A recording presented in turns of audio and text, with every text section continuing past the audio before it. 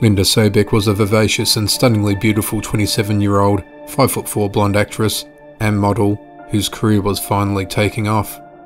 In addition to modelling for almost 7 years, she was also a former NFL Los Angeles Raiders cheerleader. She lived with a few friends in Hermosa Beach in Los Angeles, California. She lived every day to the fullest and had a great relationship with her family. On the 16th of November, 1995, she rang her mum Elaine to tell her some exciting news. She was auditioning for the popular TV series Married with Children.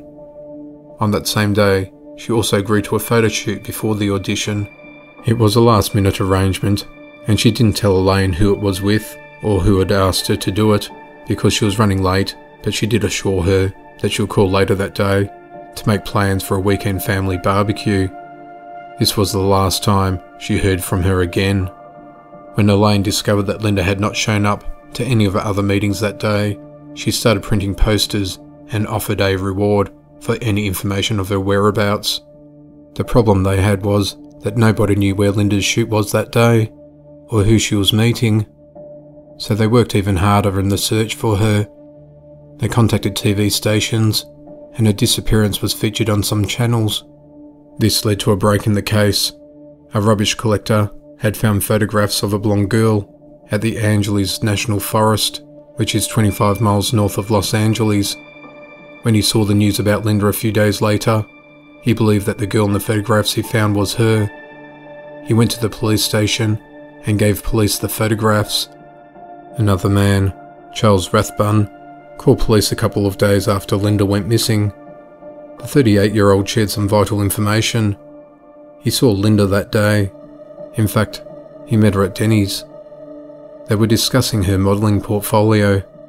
He was a photographer, so he had some details to share on how to improve her portfolio.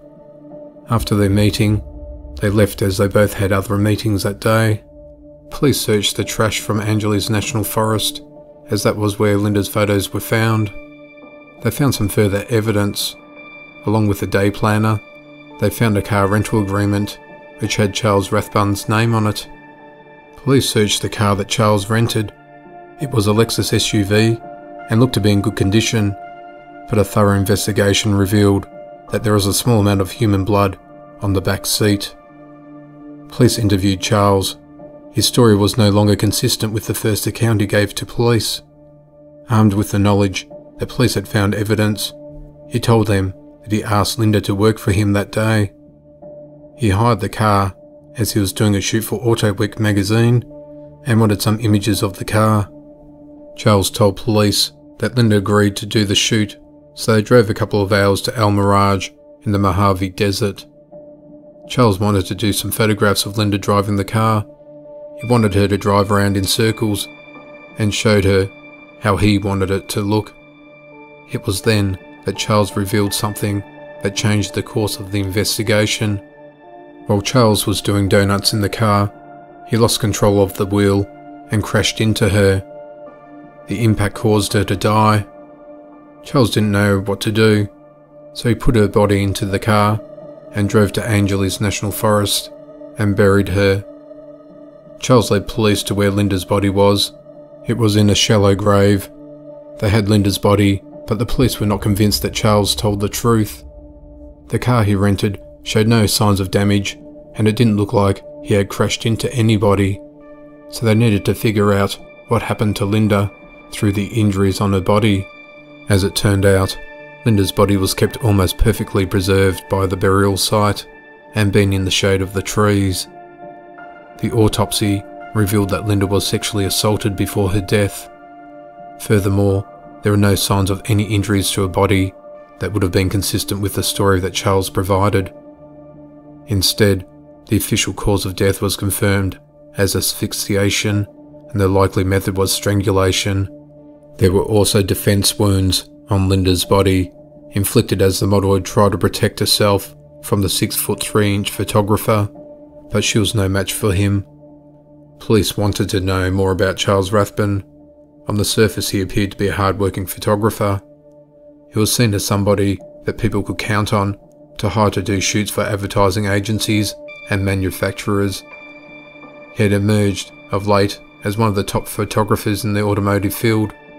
But beyond the professional surface lay a darker side.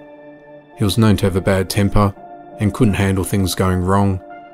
There were also rumours that he was coming onto some of the models who were hired for shoots.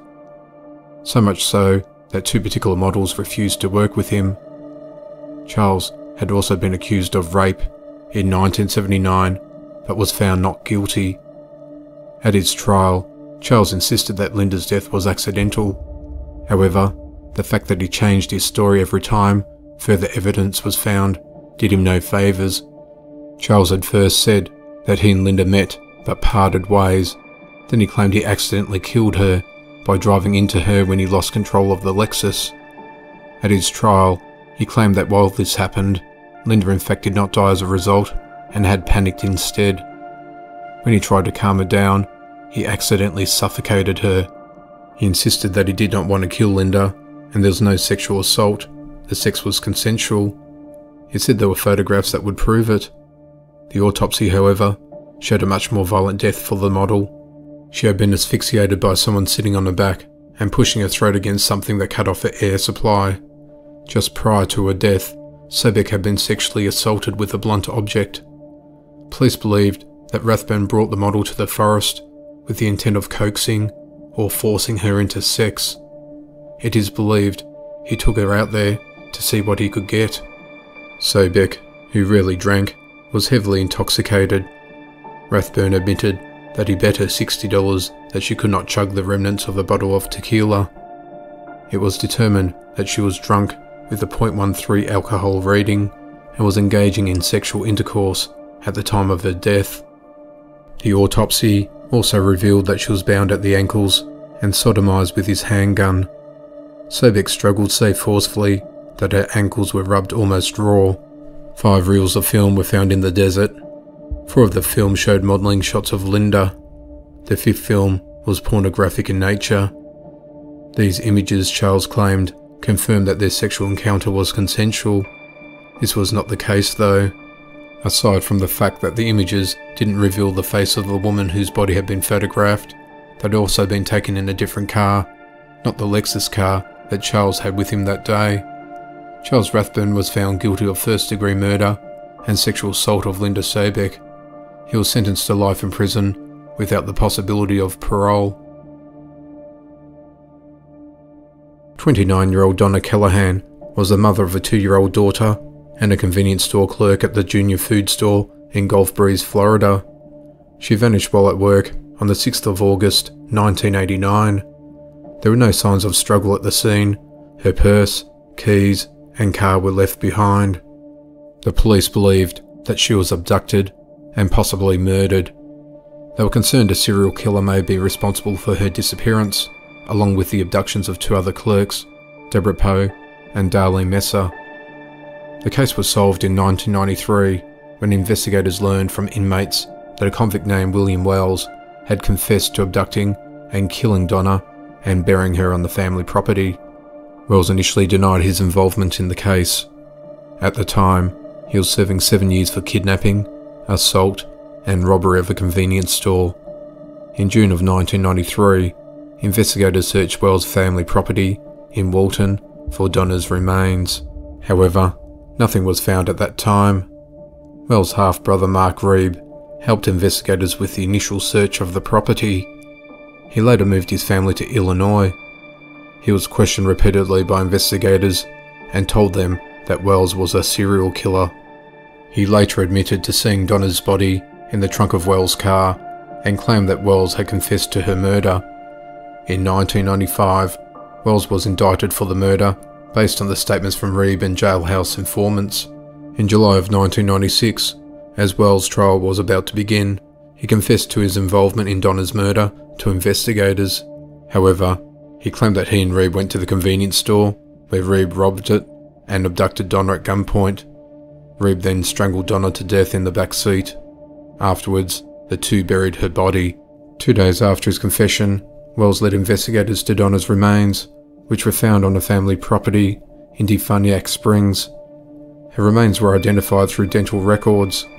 Wells agreed to plead no contest to a murder in order to be spared from the death penalty. In 1998, Reed pleaded no contest to first-degree murder. Both were sentenced to life in prison. Reed later confessed to killing 12 other women as well, including Pamela June Ray, missing from Panama City. However, he later recanted those confessions. Despite this, Pamela's family and some investigators believe that he is involved in her case, as well as other murders. 70-year-old Dorothy Donovan was the mother of the factory worker Charles Holden. On the evening of the 23rd of June 1991, Charles had finished his shift, so stopped by a local fast food restaurant for a hamburger and coffee in Harrington, Delaware. After he left the restaurant, he got into his truck. As he prepared to leave, a stranger approached him, asking for a ride. The African-American man had rimmed glasses and said that his sister was in labour at the Georgetown Hospital and he needed to get there. Charles hesitated, but then agreed to take him, but only for a certain distance. Charles drove the man for 3 miles down the road before he stopped at an intersection where he would normally turn to drive home. He told the stranger that this was as far as he could take him. The stranger became belligerent and attacked him, demanding his money as well as his truck. Charles grabbed his keys and jumped out of his truck. He ran to a store to get help, but the stranger, armed with the screwdriver, raced towards him. The stranger managed to corner him and threatened to kill him. At this point, Charles managed to calm him down, saying that he would take him where he wanted to go. However, as the stranger went around to enter the passenger side of the truck, Charles sped off. The stranger tried to chase after him, but gave up. After leaving the scene, Charles felt shaken up and began to drive around in the opposite direction of his house so the man would not follow him. When he returned home, he noticed some stranger lurking around on his property, near his trailer, as he entered his driveway. Alarmed, Charles drove to a payphone and called the police. Myrna Williams was a responding officer and went with Charles back to his house to make sure the stranger wasn't there. They checked around his property and the trailer and found that it was secure and untouched. Charles then directed Williams to his mother's house a few yards away. As they got there, they noticed that the window to her back door was broken and there was blood inside. When Myrna and Charles made their way upstairs to Dorothy's bedroom, they found her lifeless body. She'd been stabbed repeatedly in the chest, arms, and face. Police found nothing missing from Dorothy's house and ruled out robbery as a motive. When police questioned her son Charles about the series of events, they believed he had concocted an elaborate alibi. He was also a beneficiary to his mother's life insurance policy. To verify Charles' story, police questioned people who were at the restaurant that night, and they indeed remembered the same man asking them for a ride. The police had several pieces of physical evidence left at the scene of the murder, including a bloody palm print on the banister to Dorothy's stairs, none of which matched Charles, and he was eliminated as a suspect. A composite sketch was made of the stranger. He was described as being in his late 20s or early 30s. He was 5 foot 8 inches tall, with a slender build and a pock-marked complexion. He wore plastic frame glasses with oversized lenses. Authorities believed that due to the violent nature of the murder, that Dorothy's killer may have been high on crack cocaine at the time. Over a decade had passed until police got a break in Dorothy's murder. The case was solved in November of 2005, as DNA evidence, along with the bloody palm print on the banister, was used to identify Dorothy's killer as 41-year-old Gilbert Cannon of Delmar, Maryland. Cannon lived in Delaware at the time of the murder. He had previously served time for a 1997 murder and also served time for robbery and drug charges. Prior to his release, his DNA was collected, which was used to connect him to Dorothy's case. In January of 2006, he was arrested and charged with first-degree murder. When first questioned, he denied any involvement in the murder. However, when confronted with the evidence, he confessed to the crime. He told authorities that he was high on cocaine on the night he killed her. He said that after Charles left him at the intersection, he walked down the road, looking for a place to sleep. He passed several houses, but they all had lights on. He said he chose Dorothy's house because it was the first one he could find that didn't have any lights on. When he broke the glass on the back door, Dorothy woke up. He then killed her to keep her from identifying him. Cannon confirmed that it was just a coincidence that he chose Dorothy's house. He said he didn't know her or Charles. He also confirmed that he acted alone. He pleaded guilty to the murder and was sentenced to life in prison without the possibility of parole.